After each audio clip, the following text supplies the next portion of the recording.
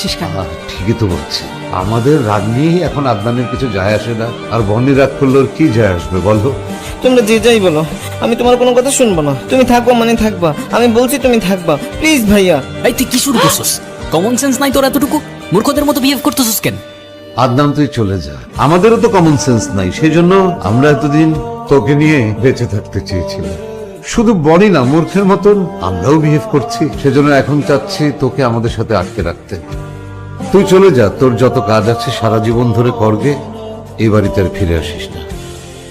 বাবা আমাকে মাফ করে দিও, আমার এইভাবে বলাটা উচিত হয় নাই। আমি যাচ্ছি না বাবা, তুমি যতদিন বলবো আমি ততদিনই থাকবো। তুমি প্লিজ আমার উপরে আর রাগ করে থেকো না বাবা।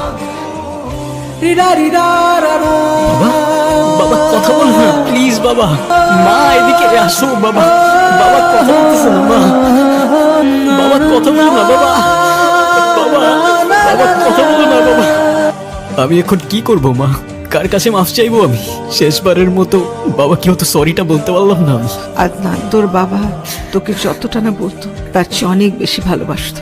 সারাক্ষণ তোর কথা বলতো, তোকে অনেক মিস করতো, তোকে নিয়ে অনেক প্রাউড ছিল তোর বাবা। সবসময় আমাকে বলতো ওকে দোষ দিও না, ওর এখনো সবকিছু বোঝার বয়স হয়নি। তুই আমাকে বল, আমরা কি বেশি কিছু চেয়েছিলাম তোর কাছে? শুধু একটু সময় চেয়েছিলাম বাবা। আমি বুঝতে পারিনি মা, বিশ্বাস করো আমি বুঝতে পারিনি। আমি বুঝতে পারিনি তখন আমি কি